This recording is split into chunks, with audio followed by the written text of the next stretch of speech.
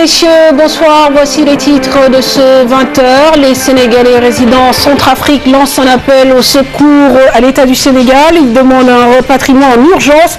Dans cette édition, vous entendrez le témoignage de Mamadou Diallo. Ce ressortissant de Kaffrine assimile la situation à Bangui à un début de guerre civile. Et justement, 5 jours après le début de l'opération Sangaris, l'armée française enregistre ses premières pertes avec 2 soldats tués dans la nuit de lundi à mardi. Une édition dominée bien sûr par l'actualité internationale. Pour le début de ces funérailles, un hommage planétaire a été rendu ce matin à Nelson Mandela au Soccer City Stadium de Soweto. Les Sud-Africains venus en masse sur le site, près de 100 chefs d'État et de gouvernement ont fait le déplacement, fait marquant. Jacob Zuma, le président sud-africain, a été hué à plusieurs reprises, à contrario de Barack Obama acclamé. Chez nous, on retiendra ces heures qui ont opposé les commerçants aux policiers au marché de Tiaroy dans une opération de déguerpissement. À Westfort également, les commerçants du marché Serine Fanou sommaient de se trouver à un autre lieu de vente sous le regard d'une importante escorte d'éléments de la gendarmerie, ce malgré le soutien des riverains. L'invité de ce 20h est Aline Badarafal, il est le coordonnateur du comité d'entreprise de Sénégal Airlines, une compagnie en proie à des difficultés de gestion et de finances. Les travailleurs tirent la sonnette d'alarme.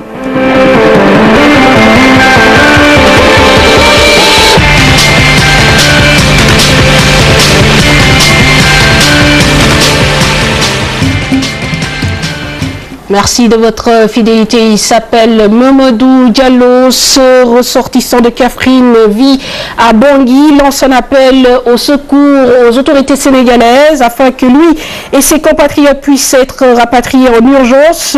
Mamadou Diallo décrit une capitale livrée au chaos malgré la présence de l'armée française. Il craint que les étrangers ne soient les victimes collatérales de ce qui s'apparente à un début de guerre civile. Écoutons son témoignage au micro de Barkaba. Nous, les Sénégalais de Bangui, vivons actuellement une situation difficile. Les incidents sont très difficiles à supporter par nos compatriotes. Certains même se sont réfugiés au niveau du consulat du Sénégal. Nous craignons pour notre vie. Les autres pays sont en train d'évacuer leurs compatriotes, ce qui n'est pas le cas pour le Sénégal. Et cela nous inquiète, car la situation est difficile. Il n'y a ni eau, ni électricité, ni de quoi manger. Notre consul nous soutient vraiment dans cette situation. Il y a même une centaine de Sénégalais acheminés à sa résidence. Et c'est quand même compliqué ici avec les tueries entre catholiques et musulmans. On a vraiment peur. Même les Tchadiens et les Nigérians évacuent leurs concitoyens. Nous sollicitons nous aussi que les autorités sénégalaises nous viennent en aide. Vraiment, le consul du Sénégal est brave, mais cela ne suffit pas. Il faut que nos autorités assistent les familles sénégalaises à Bangui. Voilà, Mamadou Diallo, ressortissant sénégalais vivant à Bangui. Justement, l'opération Sangaris fait ses premières victimes 5 jours après son lancement. 2 soldats français ont été tués dans la nuit de lundi à mardi. Des pertes en vie humaines qui ne vont stopper la mission des troupes françaises. Troupes qui interviennent pour le retour de la paix à Bangui, où les affrontements entre combattants musulmans Séléka et milices chrétiennes anti-Balaka ont fait près de 500 morts à Diatala. D'un incident, notamment d'un harcèlement de la population chrétienne par un colonel combattant musulman Séléka à Yangato, dans le 5e arrondissement de Bangui. L'intervention de soldats français préposés au désarmement des combattants a entraîné un échange de tirs qui a fait perdre la vie à 2 soldats français âgés de 22 et 23 ans. Ainsi, la France compte ses premiers morts dans la nuit du lundi au mardi, quelques jours après le début du désarmement des milices chrétiennes et des combattants musulmans centrafricains qui s'affrontent depuis le coup d'État de mars dernier qui porte le président Djotodia au pouvoir grâce aux combattants musulmans de la Séléka. La France envoya 1600 soldats appuyés par 3000 autres soldats africains pour mettre fin aux exactions qui ont déjà fait 465 morts. Le président français, au détour d'un voyage en Afrique du Sud, compte se rendre sur le terrain d'opération, une première pour un président français de descendre sur le terrain de combat pour s'enquérir de la situation de ces hommes. Au même moment, des ressortissants des pays africains demandent à être aidés ou rapatriés. L'actualité internationale largement dominée bien sûr par le début des funérailles de Nelson Mandela. Le Soccer City Stadium de Soweto, théâtre ce mardi 10 décembre d'une grande cérémonie d'adieu rendue aux héros de la lutte contre l'apartheid. Près de 100 chefs d'État et de gouvernement marqués de leur présence. L'événement fait marquant justement à l'occasion de cette cérémonie la poignée de main historique entre Barack Obama et Raúl Castro, mais aussi les yeux du public à l'endroit du président sud-africain Jacob Zuma, Sheriff Dia. Une centaine de chefs d'État et de gouvernement se sont joints aux dizaines de milliers de spectateurs du gigantesque stade de Soccer City de Soweto à Johannesburg pour saluer la mémoire de Nelson Mandela, décédé jeudi à l'âge de 95 ans. Une cérémonie d'adieu à Madiba retransmise en direct dans le monde entier. Ban Ki-moon a dans son intervention souligné que Nelson Mandela a réussi à unir des dirigeants aux opinions différentes. Une assertion du secrétaire général des Nations Unies confirmé par la poignée de main historique entre Barack Obama et le président cubain Raúl Castro, dont le pays a subi l'embargo de Washington depuis 1960. Après ce geste, le président des États-Unis est monté sur la scène pour livrer son discours. Obama a salué Mandela comme un géant de la justice. Pour lui, trop de dirigeants dans le monde se disent solidaires du combat de Nelson Mandela pour la liberté, mais ne toléraient pas la moindre opposition de leur propre peuple. Si Obama est ovationné tout au long de son intervention, tout le contraire pour le président sud-africain Jacob Zuma qui a essuyé des huées. Chériga le notait à juste titre, Barack Obama longuement ovationné à son arrivée au Soccer City Stadium. Le président justement américain a salué la mémoire, je cite, d'un géant de l'histoire avant de fustiger l'attitude de ses dirigeants qui se disent solidaires de Mandela mais n'acceptent pas la présence de l'opposition au sein de leur État. Nous écoutons le président américain au micro de nos confrères de France 2.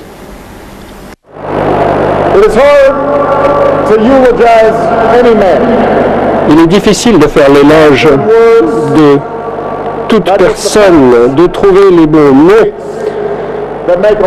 pour exprimer les événements et les dates qui font une vie. Mais les sens, les joies, les moments privés, les qualités uniques qui illuminent une âme sont inexprimables. Et il est encore plus difficile de le faire pour un géant, une personnalité historique qui a motivé des millions.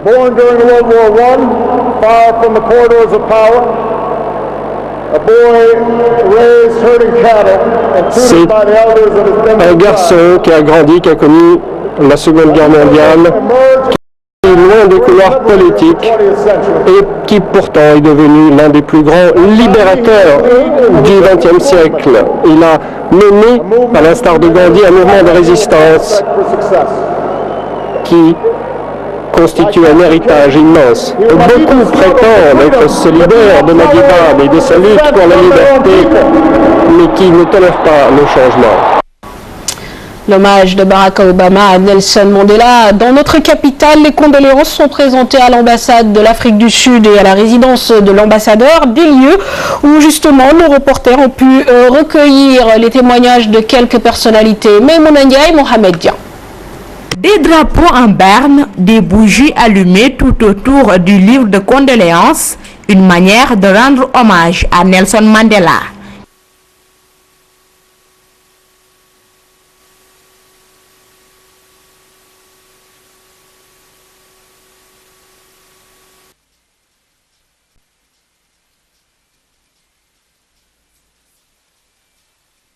Depuis la mort de Madiba, des personnalités défilent à chaque jour à l'ambassade, tout comme à la résidence de l'ambassadeur de l'Afrique du Sud, pour saluer sa mémoire. I believe his legacy for the truth. Maintenant, c'est à nous de continuer l'œuvre de Mandela. Il nous a appris à pardonner. Il œuvrait toujours pour la paix dans le monde. Je présente mes condoléances au peuple sud-africain. We share the same grief. Je suis venu bien sûr présenter les condoléances au nom en mon nom personnel et au nom des membres de l'ambassade du Maroc ici à Dakar. pour la disparition et pour faire partie de l'histoire mondiale de l'humanité. Nelson Mandela, une référence mondiale. I believe that the passing away of His Excellency Mr. Nelson Mandela. Si je suis venu présenter mes condoléances, c'est parce que Mandela est une grande perte, non seulement pour l'Afrique du Sud, mais pour le monde entier. Il a tout fait pour libérer son pays. For entire mankind as well. Nelson Mandela fut un grand homme pour son pays, où il a lutté contre l'injustice, contre la discrimination et bien entendu contre le racisme. Il fut également un grand homme d'État. Les funérailles de Nelson Mandela sont prévues le 15 décembre prochain à Kounou. Pour l'heure, national est observé en Afrique du Sud. Maïmouna Ndiaye, merci. Retour chez nous, plus précisément à Thiaroye. Nous sommes en ligne avec Chérif Dia. Alors, Chérif, bonsoir. On parle d'un déguerpissement un peu heurté entre les commerçants et les policiers. Qu'en est-il exactement? ay jàll ak i taabal yu ñu fi bàyyi li moo des ci marché Serigne Fallou ginnaaw ba fa ndëraaj. Des commerçants du marché Thiaroye, surtout ces commerçants qui sont établis de part et d'autre de la voie ferrée. Une décision du préfet de Dakar pour des raisons de sécurité. Comme vous le savez, mon Fatou, certains commerçants occupaient illégalement cette voie ferrée, empêchant même parfois le train de circuler normalement, ce qui causait d'énormes dégâts là-bas à Thiaroye. C'est pourquoi les bulldozers ont rangé toutes les cantines en présence de forces de l'ordre, mais préciser simplement qu'il n'y a pas eu de résistance de la part des commerçants qui ont constaté les choses se dérouler sans y résister. Ils sont en train de se concerter pour voir la conduite à tenir. Demain même, ils comptent tenir une réunion, mais il faut dire aussi que des autorités locales, notamment le maire de Thiaroye, étaient venus pour voir comment faire pour reloger ces commerçants. Je rappelle simplement que le calme, il y a le calme ici à Thiaroye et les populations riveraines saluent cette décision du préfet de Pikine. Merci Chérif Dia, donc plus de peur que de mal. Nous allons à présent au marché Serigne Fallou de Ouest Foire. Là-bas également, les commerçants ont été déguerpis ce matin. Une opération qui s'est déroulée sous le regard d'une importante escorte d'éléments de la gendarmerie présents sur le site depuis des années. Ces commerçants réclament bien sûr un lieu de recasement soutenu par les habitants du quartier. Suivant ce reportage de Daouda Saoudia Faraba. Des tas de ruines et des étals abandonnés, c'est ce qui reste du marché Serigne Fallou de Ouest Foire après le passage des grues.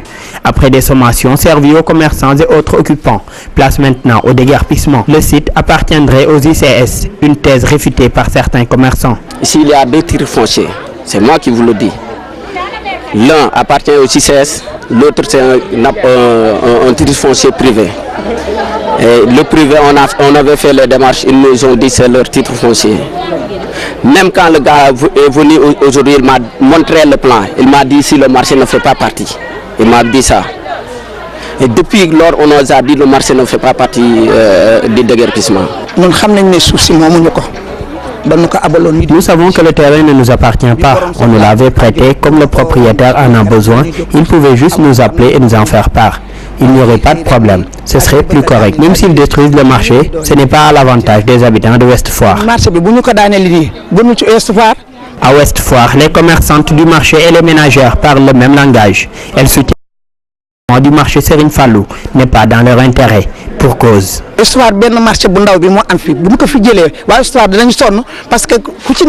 n'y a que ce marché dans tout Ouest Foire. S'ils le ferment, cela risque d'être difficile pour les populations. Qu'on nous laisse au moins travailler dans ce marché, ou bien qu'on nous trouve un autre site à Ouest Foire, pour notre intérêt et celui des habitants du quartier.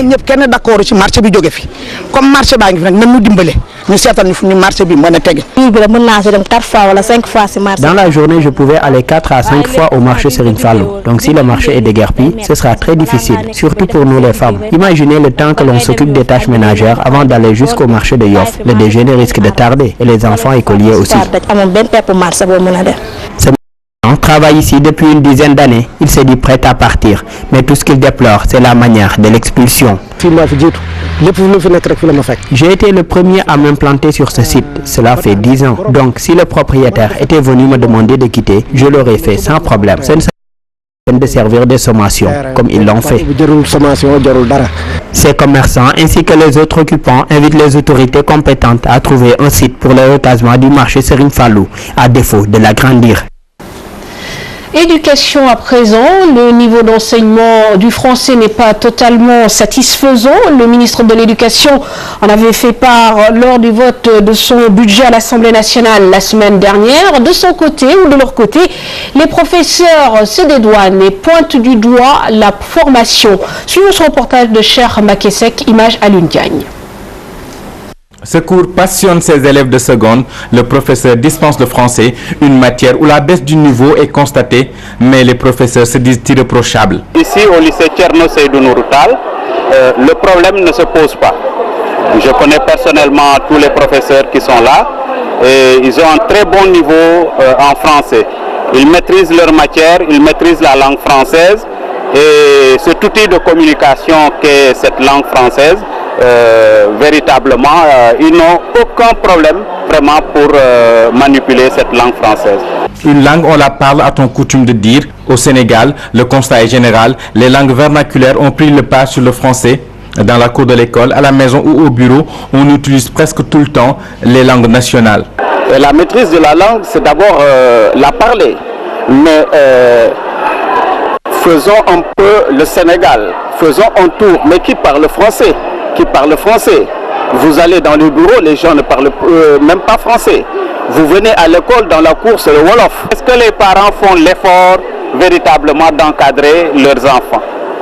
De leur donner l'encadrement nécessaire pour qu'ils relèvent leur niveau en leur achetant des livres, en contrôlant véritablement ce qu'ils font à la maison. Retourner sur les fondamentaux de la langue de Molière pour les enseignants et inciter les élèves à la lecture, voilà une façon de rehausser le niveau du français. Il y a des choses qu'on ne fait plus, ce sont les séminaires que les gens faisaient et qui permettaient aux uns et aux autres d'être beaucoup plus performants dans leur matière. Donc je pense qu'il faut revenir à certaines choses qu'on est en train progressivement de supprimer, je ne sais pour quelle raison.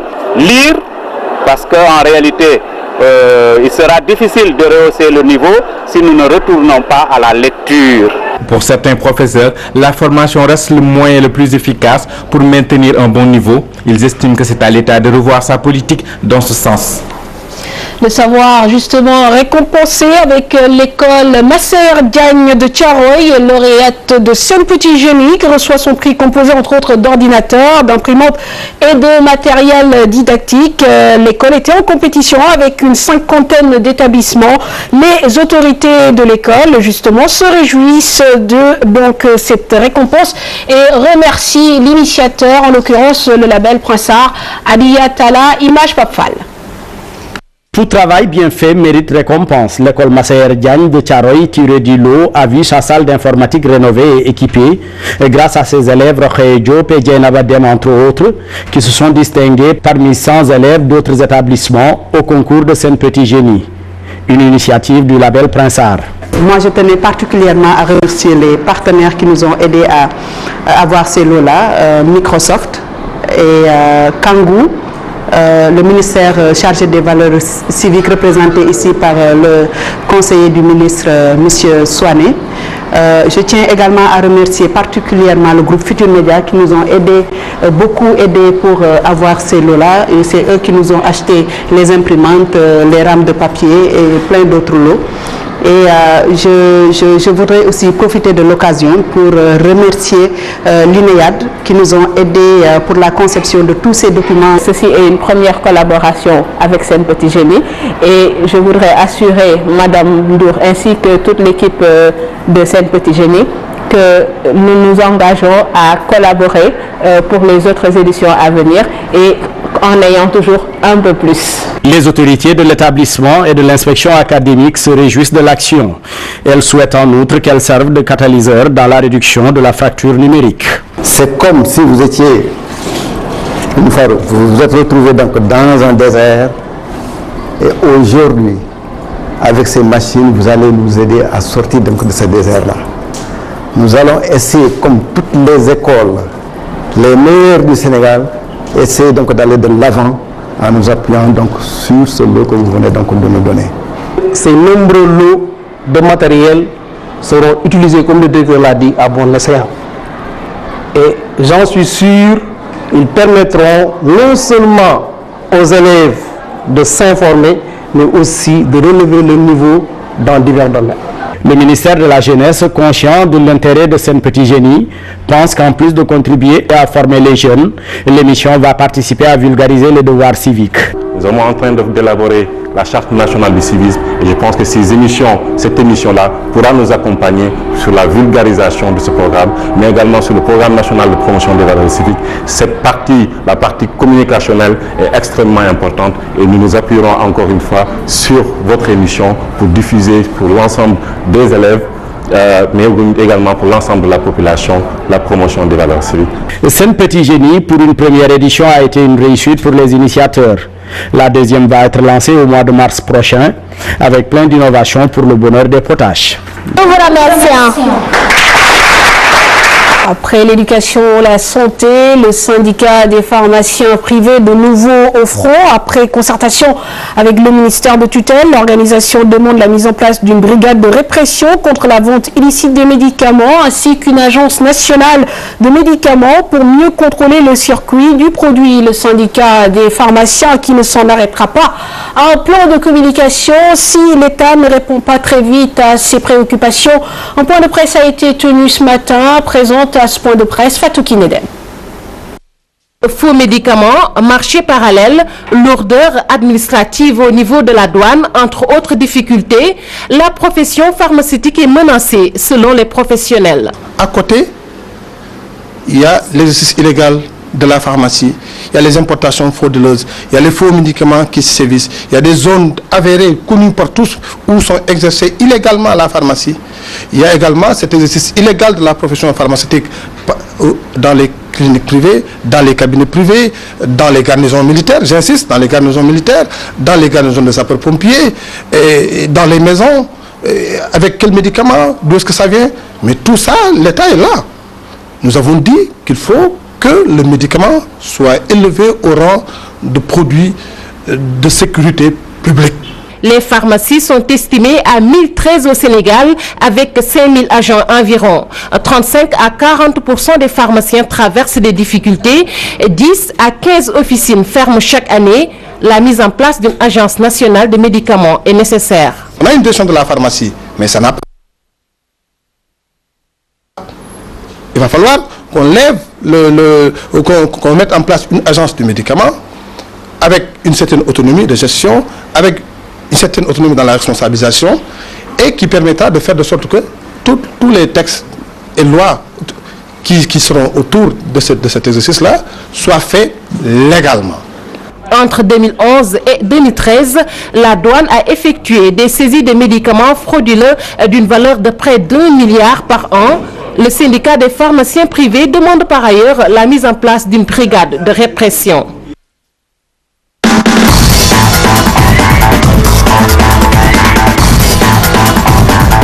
La page sportive, bien sûr, avec nos deux prochains représentants en Afrique dans le cadre des compétitions africaines de football, Djambar et Diaraf, qui ont présenté un beau visage lors de la finale du tournoi du Parlement, de quoi rassurer le président de la Fédération sénégalaise de football, Augustin Senghor, au micro d'Abdelaziz Kane.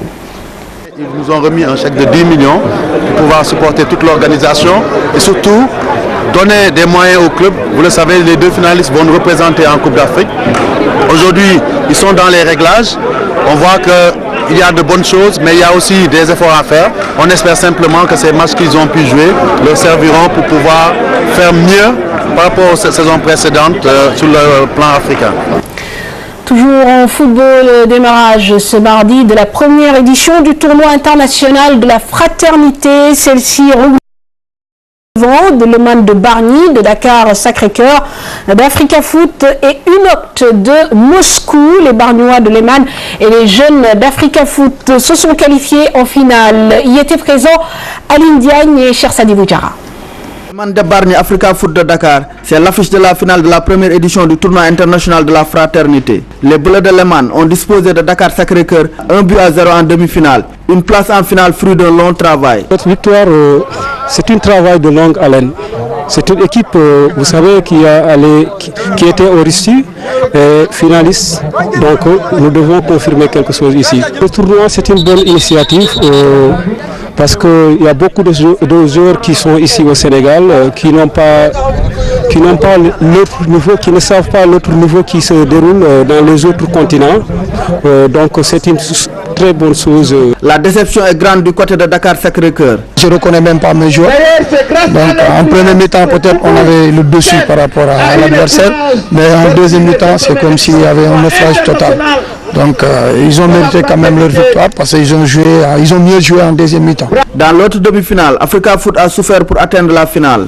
Mené 2-0 à la mi-temps par les Russes de Unok Moscou, les protégés d'Asma Moundiop ont renversé la situation en remportant la partie 3-2. Une bonne réaction et un tournoi à saluer. Les gosses ont fait un premier mi-temps lamentable parce qu'on a pris 2 buts dont la centrale a fait des erreurs, mais à la mi-temps on les a bien engueulés.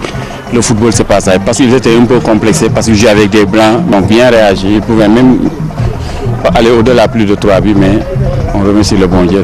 On a beaucoup appris parce que les Russes, ils travaillent le ballon, ce sont des techniciens encore, et puis ils sont robustes. Pour les Russes, la canicule a pesé, mais l'importance était ailleurs.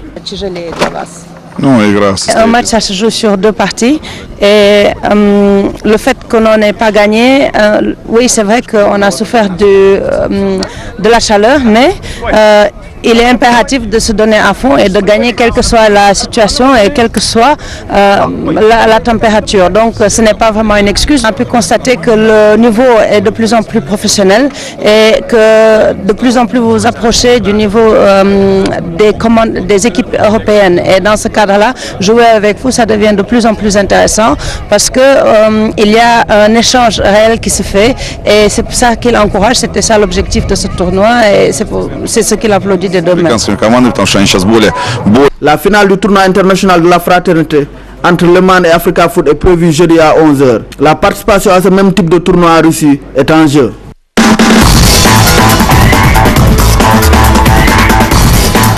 Avant de recevoir notre invité direction la 22e édition de la FIDAK avec 2 régions bien en vue à l'occasion donc de cette 22e édition, Kolda et Dakar. Kolda pour ses produits forestiers et produits de transformation, Dakar pour l'artisanat, les exposants de la capitale qui se félicitent des partenariats qu'ils ont pu nouer. Reportage Nafissa Toussila.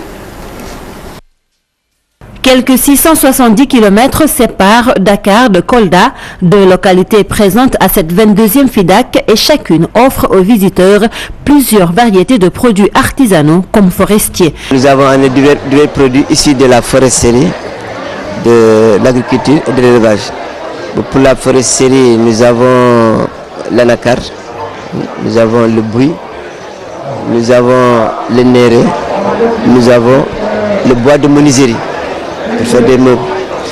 Pour ce qui est de l'élevage, nous avons des produits laitiers tels que le fromage gruyère, nous avons le yaourt, et nous avons le miel.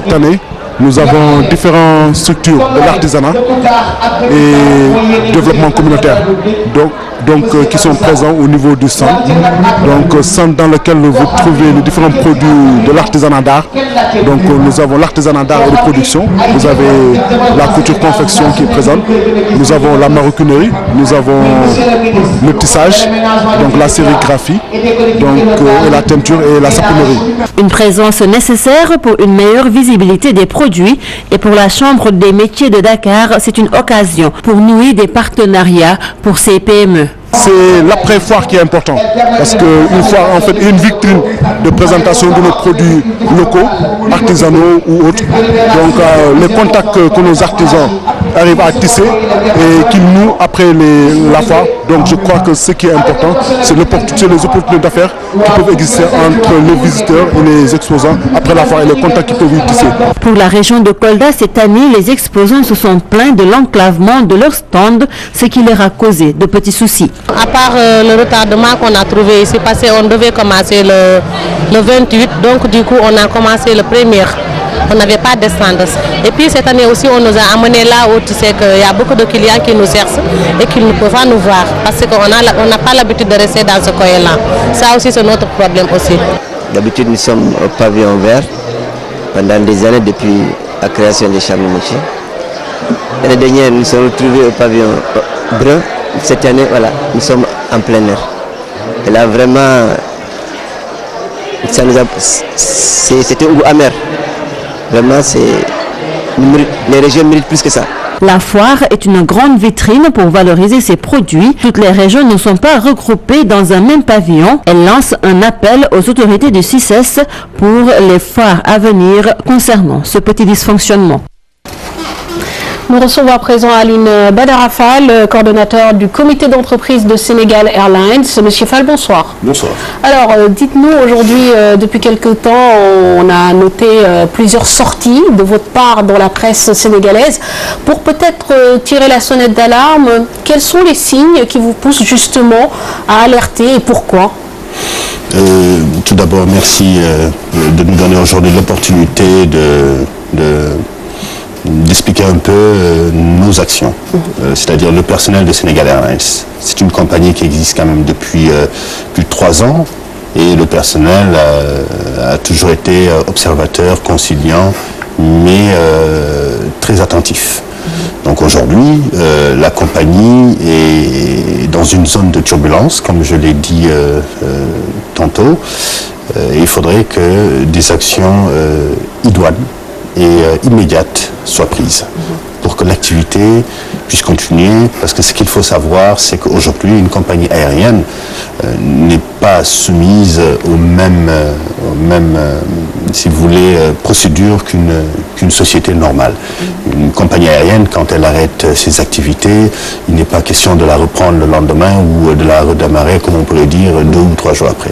Est-ce qu'aujourd'hui, vous êtes au bord de l'arrêt des activités ? Absolument. C'est-à-dire aujourd'hui, la tension financière de Sénégal Airlines est telle que si aujourd'hui les actionnaires, l'État, qui a aujourd'hui, et en passant, je remercie nos autorités de prendre en main cette compagnie aérienne à hauteur de 51%. Si ce comité ne réagit pas, et j'insiste, dans les 24 heures, voire 48 heures, notre compagnie, notre pavillon national risque d'être en cessation d'activité. Est-ce à dire concrètement qu'aujourd'hui, Sénégal Airlines ne fait pas un chiffre d'affaires positif? Vous êtes au bord du dépôt du bilan, concrètement? Voilà. Écoutez, ce qu'il faudrait savoir, c'est pas en termes de chiffre d'affaires qu'il faut évaluer la situation de Sénégal Airlines. Il est bon de comparer Sénégal Airlines à d'autres compagnies, c'est vrai, mais ce qu'il faut surtout comprendre, c'est qu'aujourd'hui, Sénégal Airlines a besoin qu'on injecte. C'est le terme qu'on injecte de l'argent dans le capital et dans les caisses de l'État pour justement... Ça me permet de rebondir. Où sont ces investisseurs privés à qui on avait ouvert le capital et qui, au départ, étaient supposés justement investir dans Sénégal Airlines? Est-ce que tout le monde a mis sa part du gâteau? Bon, vous savez, aujourd'hui... l'information est claire. Je sais que les actionnaires et l'État, ils sont au courant aujourd'hui qu'il faut faire quelque chose. Donc, pour répondre à votre question, où sont-ils? Ils sont bien là.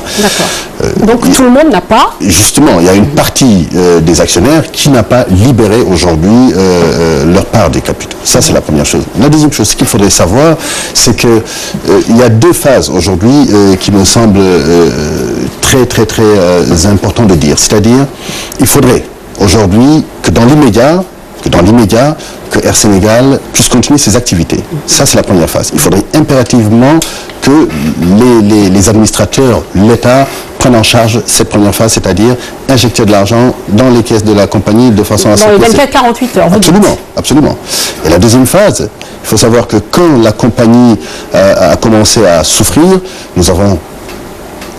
on a commandité un audit qui a aujourd'hui, et la question à l'audit c'était de savoir est-ce que cette compagnie était viable ou pas viable. En passant, je remercie tous les passagers qui continuent à nous faire confiance et aujourd'hui, je le dis haut et fort, c'est une compagnie qui est viable. Ce que le résultat de l'audit donne aujourd'hui. La deuxième phase donc voudrait que la restructuration, c'est-à-dire la recapitalisation de la compagnie vers le haut se fasse. Et quand on dit recapitalisation, c'est aussi bien financière que de ressources humaines. Tout à fait. Voilà. Donc aujourd'hui, est-ce que le personnel souffre d'un retard ou d'un non-paiement de salaire, par exemple? Vous savez, c'est lié à ce que je vous ai dit au début, à cette tension financière. C'est vrai qu'il y a un retard de salaire.